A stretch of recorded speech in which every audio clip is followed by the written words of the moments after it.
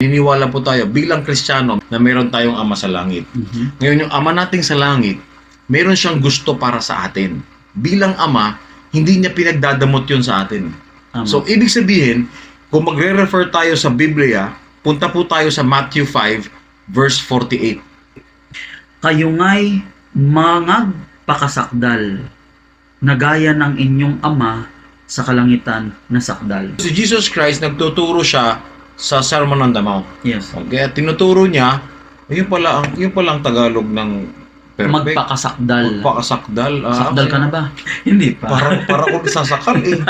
Be ye therefore perfect, even as your Father in heaven is perfect. Okay? Maging perpekto ka. Sa iba kasi parang, Diyos yun, magkukumpara mo sarili mo sa Diyos. Ayaw nilang tanggapin na ang relasyon ng ating Ama sa Langit ay hindi nalalayo kung anong gusto ng isang ama para sa anak niya. Tama. Bakit mo iniisip na pwede mong limitahan ang relasyon natin ng ating Ama sa Langit? Ngayon, kung tayo ay mga anak ng Diyos, kung ano ang meron ng Ama, gusto rin niyang magkaroon. Meron din ang kanyang mga anak. Exactly. Oo. So, bakit mo sasabihin sa mga tao, napakalayo ng relasyon natin sa Diyos. Makapangyarihan siya, tayo mababa lang. Hindi tayo malayo sa Kanya. Ang gusto niya ay maging masaya tayo. Ang gusto ng Ama natin sa langit ay magkaroon tayo kung ano meron siya. Tama. Pero hindi niya pwede ibigay lang kaagad.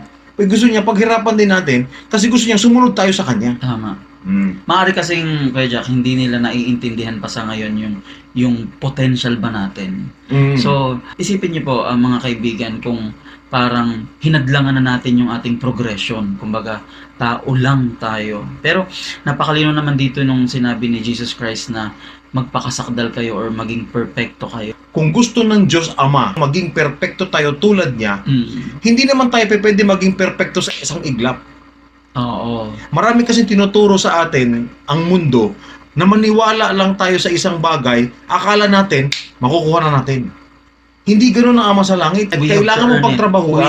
Ipapadala nila tayo para isubukan tayo. Ngayon, pag pumasa sila sa pagsubok, ano makakamit ng tao?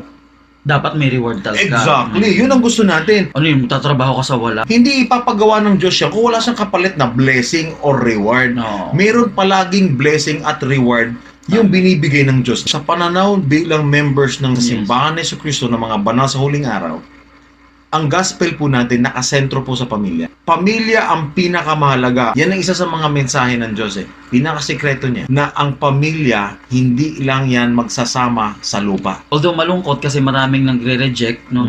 Kasi parang hindi ko alam kung nanguhusga na baka agad sila o talagang iniisip nilang sapat na yung kanilang nalalaman. Itong paniniwala namin ay nakasentro sa pagbubuklod ng pamilya. Kasi alam mo, pag namatayan ka ng kamag-anak, namatayan ka ng mahal sa buhay, ang paniniwala ng tao, langit at impyerno lang eh. Tapos na? Mas maganda yung assurance na Tama.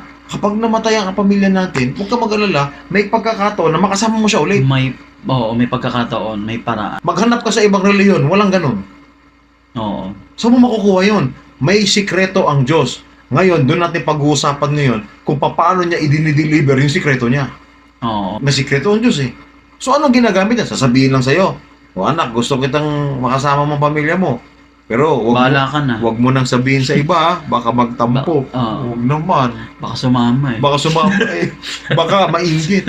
So ngayon, yung ebanghelyong ito o yung turo nila o revelasyon nila kailangang makarating sa mga pamilya.